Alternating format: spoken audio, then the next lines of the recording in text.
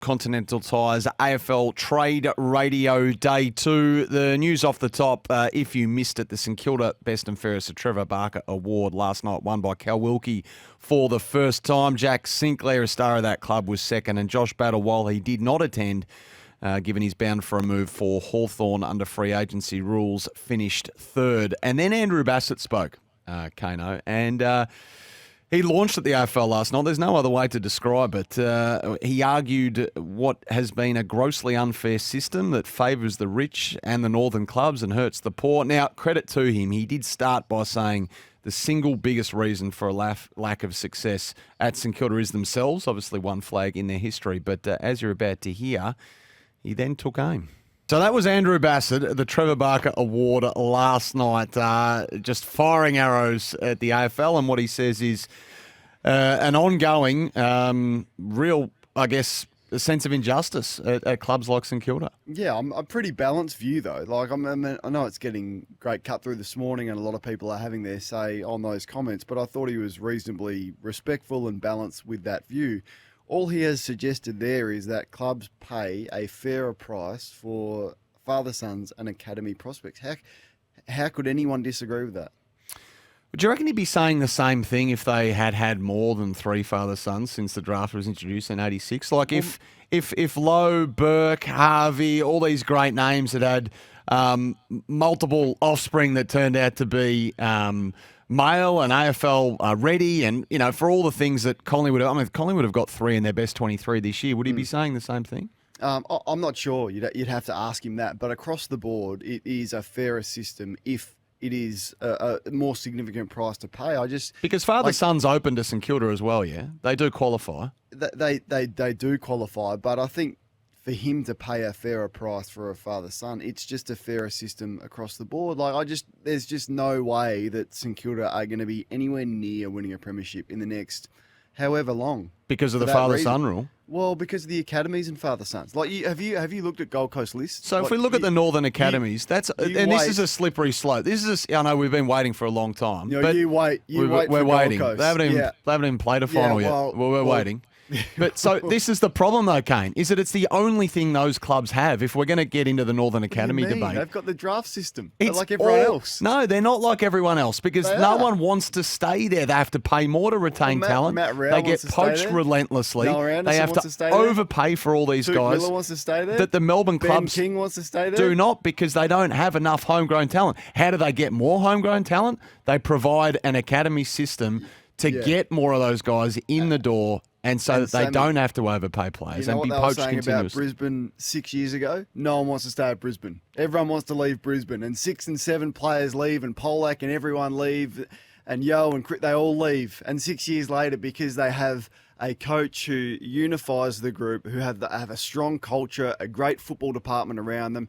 They target experience like Luke Hodge to go up there and help the footy club. 6, 7 years later, they win a premiership and they look like they're going to win another one next year. That's exactly what happens. And that's the draft system. You don't then reward them with the best 2 players in the last 3 drafts on top of that. So if we are going to talk, so if we are going to talk about what's unfair and what is fair, then so I wonder if some people up at the Gold Coast and the Brisbane Lions and some of those northern clubs would say, well, okay, well then if we're talking about what's fair, I'm assuming St Kilda would be happy to play a couple of less games in Melbourne then, outside of Victoria. Yeah, and that's because the travel's grossly unfair. Well, I'm fully supportive of that. I'm fully supportive of doing that. So where does it end? I love the fact that the AFL are rewarding the Perth-based clubs, hopefully with another home game. I'm not exactly sure, but I'm just not sure you can argue with, you're going to get your father sons in your academies, but you've got to pay a better price. Well, they have changed the system. You can't package. Yeah, not yet.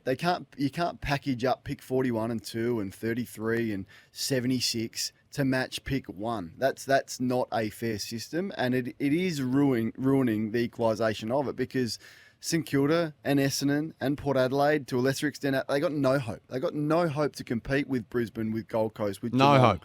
No hope. No hope. St Kilda have got no hope. None. It's been 50 whatever years. It's going to be a long, long time, because have you seen what Gold Coast have got at their disposal? Have you seen what Brisbane have got? This is the problem. We'll go around in circles here, but St Kilda's ability to retain the talent they draft is infinitely better than Gold Coast. You can't dispute that. So that's a totally unequal playing field as well. Where would you rather play, Gold Coast or St Kilda? I'd rather play at Gold Coast. What percentage of AFL players come from the state of Victoria compared to the state of Queensland? I so with this understand go-home factor that the Gold Coast suffer from every year, and the Giants are absolutely copying this year, they're going to have about 5 or 6 players leave because they want to play for clubs they barrack for, like Collingwood and the like. Then the Giants were 44 points up against Brisbane, and they should have knocked them off, and they should have probably won this year's premiership if Brent Daniels didn't take advantage and kick the ball off the ground. So they can't complain either, because how many first-round draft picks have they had? So it works both ways. Like, I just think he makes a great point, and all he's suggesting is that clubs pay a fairer price for you can't have the premiership winner go and get the best player in the draft for peanuts after they got his brother 2 years ago for peanuts. It's just not fair. It's not fair. What about the report last night on Fox Sports about Chad Warner? A bombshell report, according to Fox, claims that Swan superstar wants to go home after his side's heavy grand final defeat. We're talking, of course, about Chad Warner. Superstar Chad Warner could be on his way back to Western Australia as a rumour mill goes into overdrive following his side's embarrassing loss to the Lions on grand final day. So if that's the case, is there any chance, Sammy, that Sydney would be prepared to jump in now and listen to offers? And how does this affect, if that's true and Chad Warner wants to go home at the end of next year when he's out of contract, how does this affect what Fremantle are going to do this trade period, what West Coast are going to do this trade period? Because they're going to have enough capital to get this deal done, because he's not a free agent. Yeah, so Fremantle have got a bit in play at the moment with Shea Bolton and the like. They do have 3 first-round picks, 9, 10 and 16 as it stands. I don't know if that's genuine or otherwise, but listening and reading the comments from Paul Roos, Sydney Premiership coach, over grand final weekend, he said there were 2 things wrong with the Sydney Swans. One was the game plan, just what has happened to the Bloods culture defensively. They don't defend, they try to get by on talent. We'll try to play this audio a little bit later on the show because it's fascinating. What's happened to contested defence, that, as he articulated? The other part of it was, be prepared, Sydney, to trade star players. We did it back in my day, or we tried to. Sydney have got to be prepared, as harsh as it is, to trade some of their marquee players if, he said, Paul Roos, John Longmire and the coaching staff have determined that some of these star players don't stand up when it is most needed. Now, that is a drastic take. Well, I don't know how Chad drastic. Warner. Now, he's not talking Chad Warner, because, I mean, Chad Warner was reasonable, clearly not his best game on Saturday, but his previous grand final, he wasn't one of those ones that was the culprits. And I don't suspect Roosy's thinking you would trade away Chad Warner. But I get frustrated with clubs that are so petrified, and I've had this view for a long time, of losing players. Like Logan McDonald, for example. What you could have got for Logan McDonald is extraordinary, like the capital you would have got. And surely they'd seen enough from this guy to go, you know what? He's definitely not Josh Kennedy from the West. He's not that type of player. He's not Jack Revold. He's not Tom Hawkins. He doesn't have 800 goals in him throughout his career. And if there's a club that's going to give us 2 first-round draft picks and pay him stupid money, move him out and move on. The same view I've had it's the same discussion with Sean Darcy. 2 first-round picks for Darcy you would have got. Instead, they sign an injury-prone ruckman on big money who doesn't play, and he's certainly not a good combination and fit for that footy club. Why aren't clubs more prepared? Tim English we discussed yesterday. Why aren't clubs prepared to lose a couple? Yeah, they never are. I'm not sure the motivation, or it makes sense to trade an all-Australian player, but. Logan McDonald's not an all-Australian player. But we're talking about stars. He said star players, Paul Roos. So we'll bring you the audio in a moment. You've got to be able to. And I know Logan McDonald might have been. Who do you think he's talking? No, I don't know. I don't know. He's talking about pointy-end players, though. He's talking about stars of the club. So I'm not sure what the motivation is for doing that. The other thing, speaking of players, you're just bubbling away in the background. The jungle drums keep beating on Kysaiah Pickett. So I'm not sure if that. Ooh, Paul Hazelby went there yesterday. Yeah, I think he might be on it. So let's try and get to the bottom of that over the course of the next hour and 10 minutes. That's to Perth, right? Because you'd linked him to Port Adelaide. So he's very good friends with Shea Bolton, and he and Shea socialise outside of football. And Shea's clearly going back to Perth, or wants to. And I think the conversation was just as muck around as, oh, mate, come and play footy with me in Perth. It'd be great fun. And that's how it started initially. Word gets back to the Dockers pick up the phone, then the interest starts bubbling around, and Cozzy, as we know, has mentioned from time to time over the course of recent seasons that he has had a period of homesickness. Well, Kate Roffey referenced that, didn't she? Yeah. And perhaps he's loved the Melbourne Football Club but hasn't loved the city of Melbourne and living here. So it's just something maybe to keep an eye on. I wouldn't shut the door on it at this stage. This is the point with Fremantle. Like, Warner would be my priority, right? If you thought you could get Chad Warner, that's the priority over Shea Bolden, over Kysaiah Pickett. Warner is that player. So, this is a tough one for them because they can't, with the assets they've got now, they can probably make it happen for Chad Warner if they manoeuvre things so they're in a good position at this time next year. But if they move out 2 first-round picks for Bolden, you would take the same for Kysaiah Pickett. They got no hope to get Chad Warner. So this is how they must assess their priorities and their likelihood of landing Chad at the end of next year. If the reports are true regarding Clayton Oliver feeling unloved or unvalued at Melbourne. Now, I preface this by saying, if the reports are true, and you journalist types don't make things up. I know Right. how it works. So I'm thinking there is at least a little bit of truth for that. Yeah. Then he is completely in the hot seat, Clayton Oliver. Like, this guy, you know how he knows that he's valued at Melbourne? Go and check the 80 grand that gets deposited into his bank account every month. There's probably more than that. Like that's how you know what Melbourne think of you. Go and check the amount of hours and resources and heartache that those around Clayton Oliver have done to get him in a position to get back and playing and in the right headspace to do that.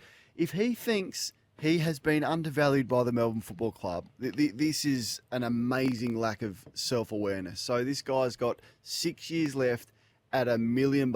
They've done everything they can to publicly support this guy.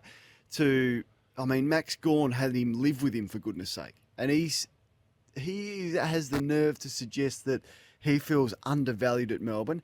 Clayton, how about you get yourself in shape? Because you weren't in shape. You were overweight last year. How about you get yourself back to the player that I'm not certain he can ever get back to, but go and have the greatest preseason you've ever seen. Get yourself fit, drop 8 kilograms and make a statement on day one of preseason. And then I'll tell you that Melbourne will value you again. They're probably just sick of this guy. And they're thinking, we are so sick of investing this amount of time and resources and money into Clayton Oliver. Of course they're sick of him. So I couldn't believe if that report is true. And as I said yesterday, I would be doing everything I can to get this guy out of my footy club, to the point where I'd be giving picks. I'd be giving picks to a club prepared to take his contract. I think it's a huge issue for the Melbourne Football Club, Clayton Oliver, and I was staggered to hear that he feels like he's undervalued. Now, the right match, so Kane, this will only be known in time, but is Andrew McQualter and West Coast the right match? The former player, the long-time assistant, the one-time interim coach, because history does say that the Eagles nail their choice of coaches the vast, vast majority of times. Now, in 37 years of existence, they've only had 6 if you take out the interim coaches who obviously stepped in for small periods. 4 of those 6 coaches have saluted and won premierships. And what we do know is that Andrew McQualter was very well regarded at Richmond, the job he did there for a long time, and highly valued as well in his short time at Melbourne, where he was the midfield coach there in difficult circumstances. So will it be the right match in time? Yeah, in time, really impossible to know, isn't it? Does he have the presence? Does he strike you as someone who's going to command the room as he walks into it? Probably not for me initially, but most coaches do have that presence where they walk in and all of a sudden their eyeballs are drawn to them. So that's not him, but I wouldn't have thought Craig McRae's that type of coach either. I don't think he's got that presence. He's grown into his own sort of different energy and different presence, but the relationship aspect of it is clearly one of their high priorities. You cannot fault the resume, the work that he's done, the experience to coach his own team after difficult circumstances for 13 games, I think it was, at the Tigers. You haven't heard a bad word said about him. Essentially, it's going to come down to the list build. Like that's what it will revolve around. Yes, the coach will give you a significant advantage like Sam Mitchell, but they are starting from so far behind because of the lack of access that they have had to the draft and the pointy end of the draft. So that's got to be their method. You got to give him 5 years, I would have thought, before we can start to answer these questions that everyone as an Eagles fan will be asking. It's going to be rough. I've been impressed. But, yeah. Yeah, absolutely, it's going to be rough. But I've been impressed by the way he's handled himself over the last year or so. Yep. And their new list manager, national recruiting manager at Richmond, is Matthew Clark, who they would have worked together for a long period of time at Punt Road. He's now got the keys to the list at West Coast as well. So there's some synergy there. We'll see where it goes. I think, were you having the conversation last night about it's all about relationships now? It's all about the buzz phrase now is the relationship coach, but you still got to have the sting in the bee, don't you? You gotta have that. I was yep. discussing that with Adam Cooney. Like all I think good coaches have that side where when they need to at the right time, you know who's boss. And So- that's why I've been critical of Adam Uze at Richmond.